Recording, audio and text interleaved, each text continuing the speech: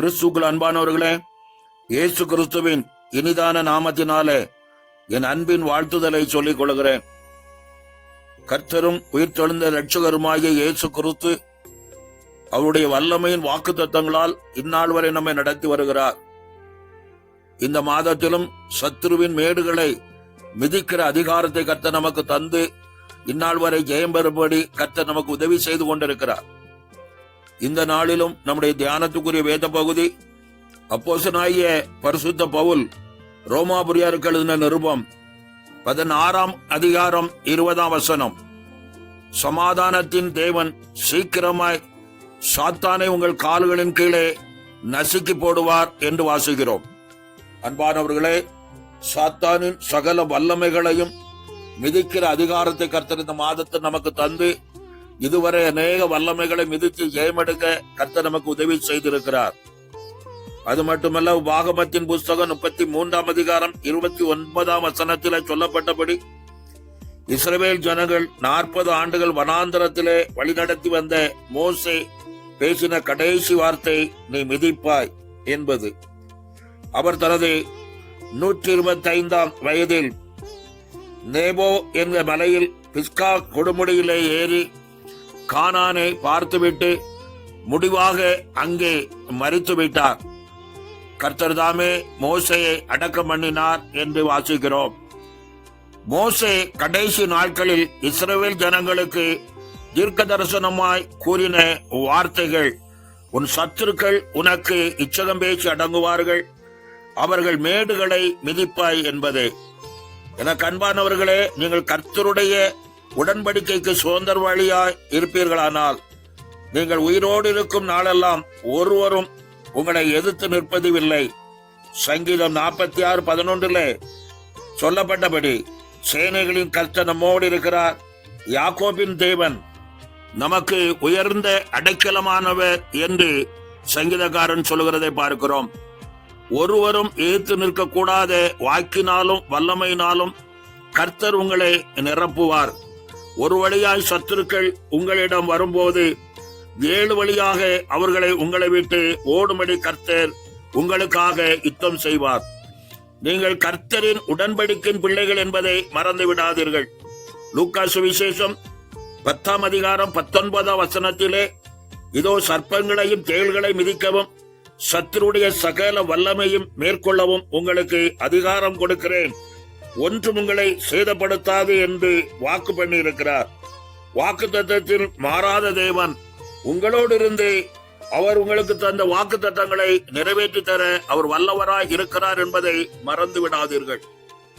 ஆதாம் ஏவாளை வஞ்சித்த பழைய சர்ப்பம் என்னும் பாம்பையும் அதன் தந்திரத்தையும் மிதித்து அழிக்கிற அதிகாரத்தை கர்த்தர் உங்களுக்கு தந்திருக்கிறார். சில ஆவிகள் வானமண்டலத்திலிருந்து தள்ளப்பட்ட சாத்தானும் அவனுடைய தூதர்களுமாய் இருக்கிறார்கள். கர்த்தர் இந்த ஆவிகளை எல்லாம் உங்கள் பாதங்களுக்கு கீழ்ப்படித்து அவர்களை மிதித்து மேற்கொள்ளும் வல்லமையை உங்களுக்கு தந்திருக்கிறார்.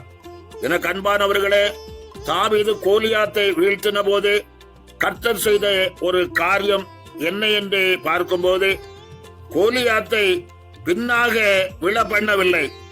கோலியாத்தை தாவீதுக்கு முன்பாக முகங்குப்பர மண்டியிடும்படி விழச் செய்தார். தேவனாகிய கர்த்தரின் பார்வையில் கோலியாத் என்பவன் தாவீதை தூஷித்து அவனை ஏளனம் செய்ததினால் கோலியாத்தை தாவீதுக்கு முன்பாக முகங்குப்பர விழச் செய்தார். தாவீது கோலியாத்தின் மீது ஏறி அவன் மேடுகளை மிதித்தான்.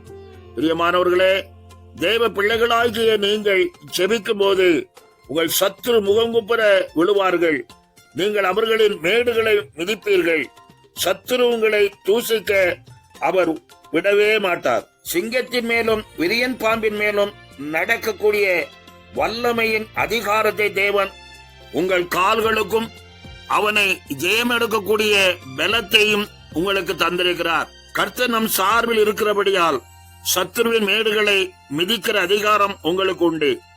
எசேக்கியா ராஜாவுக்கு விரோதமாக சனகரிப் வந்து பயமுறுத்தின போது அவன் நிருபங்களை தேவாலயத்துக்கு கொண்டு போய் தேவ சமூகத்தில் விரித்து வைத்து, சேனைகளின் கர்த்தாவே, இந்த பயமுறுத்துகிற வார்த்தைகளை உமது கண்களே காணட்டும், உமது செவிகளே கேட்கட்டும், ஜீவனுள்ள தேவனை நிந்தித்தானே என்று சொல்லி ஜெபம் பண்ணினான்.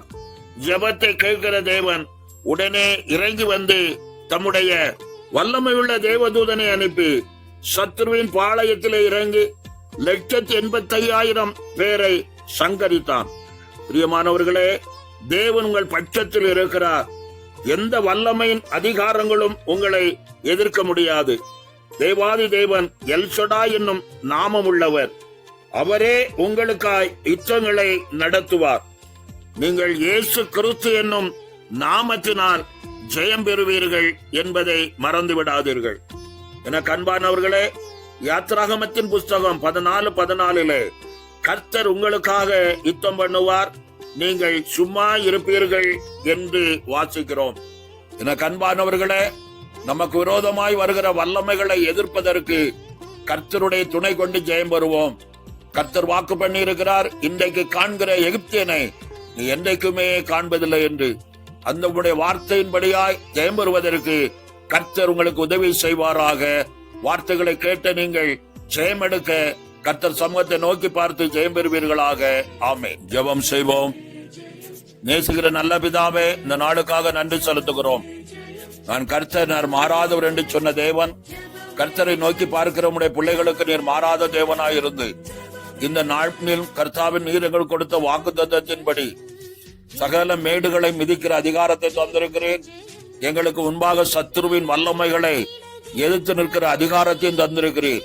அந்த அதிகாரத்தின்படியா எங்களுக்கு விரோதமாய் எழும்புகிற சகல வல்லமைகளையும் வல்லமையின் அதிகாரங்களையும் ஏற்று வருகிற சகல மனுஷகளின் வல்லமைகளையும் மிதிக்கக்கூடிய அதிகாரத்தை தந்த தேவன் கர்த்தர் இந்த மாதத்திலே ஒவ்வொரு பிள்ளைகளுக்கும் இந்த வார்த்தைகளை கேட்டுக் கொண்டிருக்கிற ஒவ்வொரு குடும்பத்துக்கும் உதவி செய்ய இறங்கி வருவீராக.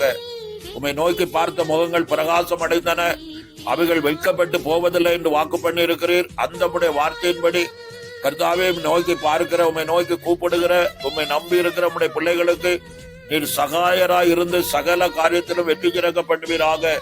உடைய மேலான நாமம் மகிமைப்படுவதாக. ஆவியானவர் துணை நின்று ஜெயமெடுக்க கர்த்தர் உதவி செய்வீராக. வாக்குத்தத்தத்தில் மாறாத தேவன் என்பதை கர்த்தர் உறுதிப்படுத்தி தரும்படியாய் ஜெபிக்கிறோம். கர்த்தாவே உமக்கு பயப்படுகிற உடைய பிள்ளைகளை கர்த்தாவே உடைய தூதர்களை அனுப்பி சூழ பாளையம் இறங்கி விடுவிப்பேன் என்று சொல்லி சங்கீதம் 34 வாசிக்கிற வண்ணமாய் கர்த்தாவே உடைய தூதர் கூட்டம் எப்பொழுதுமே நம்பி இருக்கிறோமே நோக்கி கூப்பிடுகிற பிள்ளைகளுக்கு உதவி செய்ய இறங்கி வரும்படி நாங்கள் ஜெபிக்கிறோம் இயேசுவின் நாமத்தினால. ஜெயமுள்ள வாக்குத்தத்தத்தை உடைய பிள்ளைகளுக்கு உறுதியாக்கி தந்து ஜெயம் பெறுவதற்கு இந்த மாதத்துல உதவி செய்யும்படியா நாங்கள் ஜெபிக்கிறோம். யாரெல்லாம் இந்த வார்த்தைகளை கேட்டுமே நோக்கி பார்க்கிறார்களோ அவர்களுக்கு உதவி செய்யும்படியா தூதர் கூட்டத்தை அனுப்புவீராக. மேலான நாமத்தை மகிமைப்படுத்தி சாட்சிகளாய் நிலைநிறுத்துவீராக. எல்லா மகிமைங்க நமக்கு செலுத்துகிறோம். இயேசுவின் நாமத்தில் ஜெபிக்கிறோம். நன்மையின் வாக்குத்தத்தங்கள் ஒவ்வொன்றையும் கரத்திலிருந்து நம்முடைய பிள்ளைகளை எடுத்து கொடுத்து ஆசீர்வதிக்கிறோம். நல்ல பிதாவே, ஆமென், ஆமென்.